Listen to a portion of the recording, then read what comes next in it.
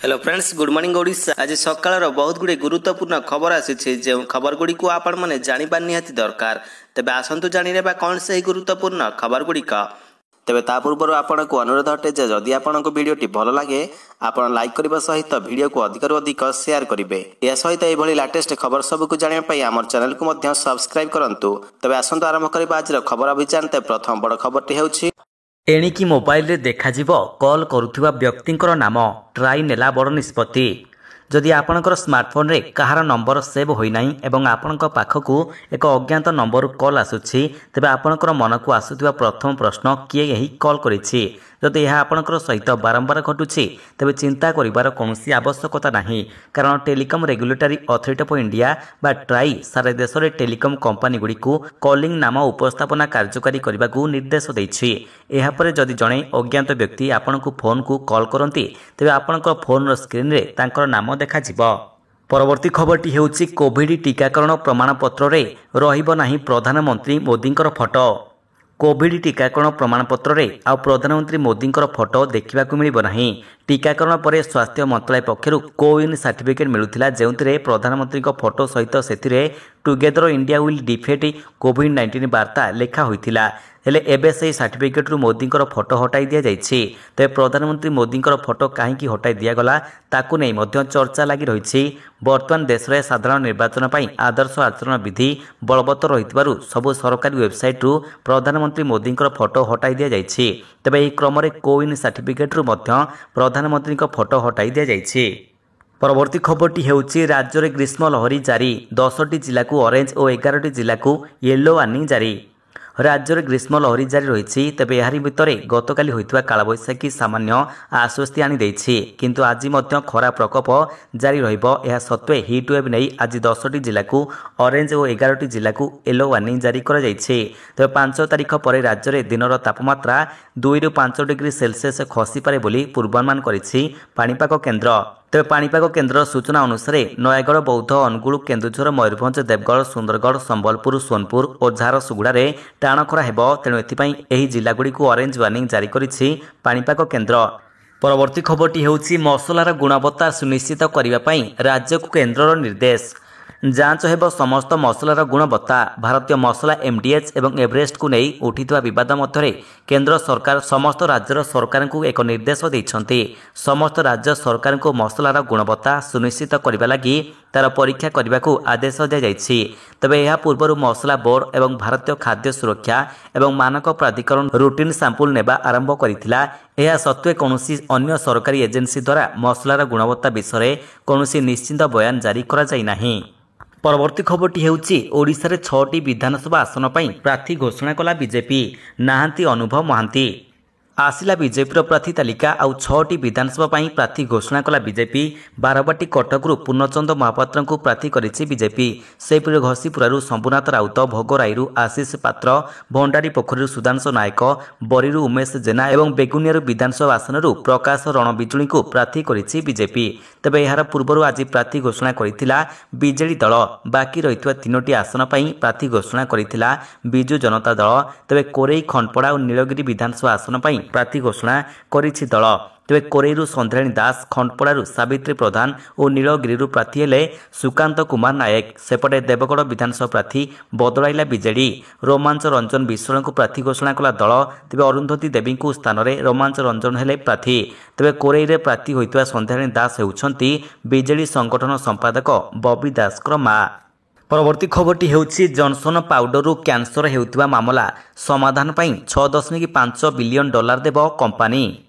Johnson and Johnson बुधवार दिन खुलासा करिछि जे युक्तराष्ट्र अमेरिका रे अधिकांश मोकदमा को समाधान करबा लागि 25 वर्ष मध्य $6.5 बिलियन देबाको योजना करिछि, जेउथिरे दाबी कर देउछि जे एहार टालकम पाउडर उत्पादन रे ओभारी कैंसर हेउछि। एहार सहायक कंपनी एलटीएल प्रबंधन अनुसार 3टी ईएमआई आकार रे एही टंका दिया जिवो। दीर्घ दशंधि धरी J&J पई आर्थिक एवं जनसंपर्क समस्या सृष्टि करी आसुथिला, किंतु कंपनीर कहबा अनुसार बर्तन बेबी पाउडर एवं अन्य टालकम पाउडर प्रोडक्ट गुड़िक ग्राहक मानकर पई निरापद अटे। परवर्ती खबरटी हेउछि आसिला खुशी खबर। अक्षय तृतीया पूर्वरु सस्ता हैला सुना रूपा दर। जानतु दर केते रहिछि। ଚଳିତ ବର୍ଷ ଅକ୍ଷୟ ତୃତୀୟା ମେ 10 ତାରିଖରେ ପଡ଼ୁଛି। ଏହି ଅବସରରେ ଅନେକ ଲୋକ ସୁନା ଓ ରୂପା କିଣୁଛନ୍ତି। ତେବେ ଅକ୍ଷୟ ତୃତୀୟା ପୂର୍ବରୁ ସୁନା ରୂପାର ମୂଲ୍ୟ ଅପଡେଟ୍ କରାଯାଇଛି, ଯେଉଁଠାରେ 10 ଗ୍ରାମ ସୁନା ଏବଂ 1 କିଲୋଗ୍ରାମ ରୂପାର ମୂଲ୍ୟ ହ୍ରାସ ପାଇଛି।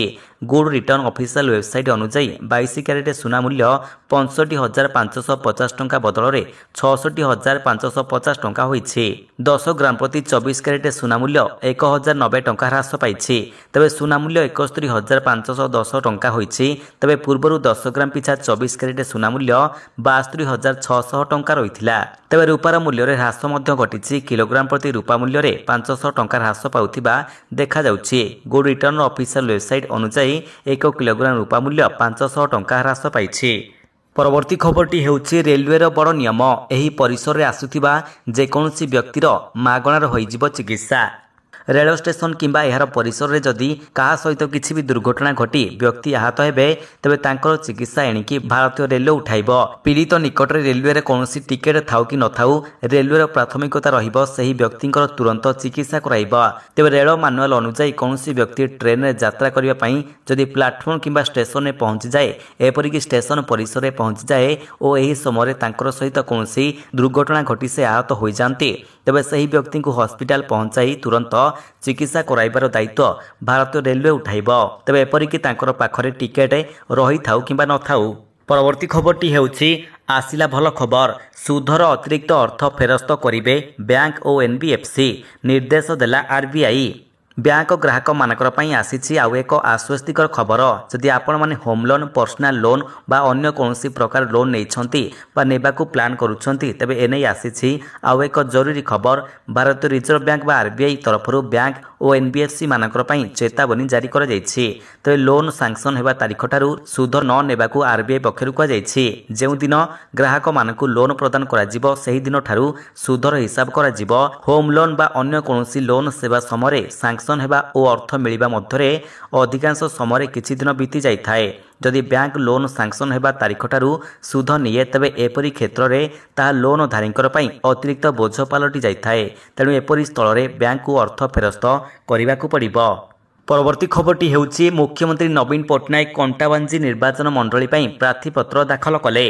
ମୁଖ୍ୟମନ୍ତ୍ରୀ ନବୀନ ପଟ୍ଟନାୟକ ଆଜି କଣ୍ଟାବାଞ୍ଜି 70 ନିର୍ବାଚନ ମଣ୍ଡଳୀ ପାଇଁ ବିଜୁ ଜନତା ଦଳର ବିଧାୟକ ପ୍ରାର୍ଥୀ ଟିଟିଲାଗଡ଼ ଅତିରିକ୍ତ ଜିଲ୍ଲାପାଳ ପବିତ୍ର ବେହେରା କଣ୍ଟାବାଞ୍ଜି 70 ରିଟର୍ଣ୍ଣିଂ ଅଫିସରଙ୍କ ଠାରେ ଦାଖଲ କଲେ। ମୁଖ୍ୟମନ୍ତ୍ରୀ ନବୀନଙ୍କର ନାମାଙ୍କନ ବେଳେ 5T ଅଧ୍ୟକ୍ଷ କାର୍ତ୍ତିକ ପାଣ୍ଡିଆନ, ଅନଙ୍ଗ ଉଦୟ ସିଂଦେଓ, ଟୁକୁନି ସାହୁ ଓ ଅନ୍ୟମାନେ ଉପସ୍ଥିତ ରହିଥିଲେ। ତେବେ ମୁଖ୍ୟମନ୍ତ୍ରୀ ପ୍ରଥମ ଥର ଲାଗି ଆଗାମୀ 20 ତାରିଖ ଦିନ ହେବାକୁ ରହିଥିବା କଣ୍ଟାବାଞ୍ଜି ନିର୍ବାଚନ ମଣ୍ଡଳୀର ଭୋଟ ପାଇଁ ବିଧାୟକ ପ୍ରାର୍ଥୀ ଭାବରେ ନାମାଙ୍କନ ଦାଖଲ କରିଛନ୍ତି। ପରବର୍ତ୍ତୀ ଖବରଟି ହେଉଛି ମହିଳାମାନଙ୍କୁ ରାଜ୍ୟ ସରକାର ଦେବେ 12,000 ଟଙ୍କା, ଆକାଉଣ୍ଟକୁ ଆସିଲା 1,000 ଟଙ୍କା। ଦେଶରେ ମହିଳାମାନଙ୍କ ପାଇଁ ଅନେକ ପ୍ରକାର ଯୋଜନା ଚାଲୁଛି। ଏହି ଯୋଜନାଗୁଡ଼ିକ ମଧ୍ୟରୁ କେତେକ କେନ୍ଦ୍ର ସରକାର ଏବଂ କେତେକ ରାଜ୍ୟ ସରକାର ଆରମ୍ଭ କରିଛନ୍ତି। ଏହି ଯୋଜନାଗୁଡ଼ିକ ମାଧ୍ୟମରେ ମହିଳାମାନଙ୍କୁ ସେମାନଙ୍କର ବ୍ୟବସାୟରେ ସହାୟତା ଠାରୁ ଆରମ୍ଭ କରି ଆର୍ଥିକ ସହାୟତା ପର୍ଯ୍ୟନ୍ତ ସବୁକିଛି ଦିଆଯାଉଛି। ତେବେ ମହିଳାମାନଙ୍କ ପାଇଁ ମଧ୍ୟ ସମାନ ଯୋଜନା ଛତିଶଗଡ଼ ସରକାର ଦ୍ୱାରା ପରିଚାଳିତ ହେଉଛି, ଯେଉଁଥିରେ ମହିଳାମାନଙ୍କୁ ପ୍ରତିବର୍ଷ 12,000 ଟଙ୍କା ଆର୍ଥିକ ସହାୟତା ଯୋଗାଇ ଦିଆଯାଉଛି। ଏହି ଯୋଜନାର ନାମ ହେଉଛି ମହତାରୀ ବନ୍ଧନ ଯୋଜନା। ତେବେ ମେ 1ରୁ ହିତାଧିକାରୀମାନଙ୍କ ପାଇଁ ଖୁସି ଖବର ସାମ୍ନାକୁ ଆସିଛି। ଏନେଇ ବଡ଼ ଲାଭ ପାଇଛନ୍ତି ମହିଳା ହିତାଧିକାରୀମାନଙ୍କର ଯୋଜନାର ତୃତୀୟ କିସ୍ତିର ପରିମାଣ 1 ତାରିଖ ଦିନ ସେମାନଙ୍କର ଆକାଉଣ୍ଟକୁ ସ୍ଥାନାନ୍ତରିତ କରିଛନ୍ତି ସରକାର। ପରବର୍ତ୍ତୀ ଖବରଟି ହେଉଛି ଏଥର ବିଜେଡି 40 ଜଣଙ୍କୁ କରିଛି ନୂଆ ପ୍ରାର୍ଥୀ, 35 ବିଧାୟକଙ୍କର କାଟିଛି ଟିକେଟ।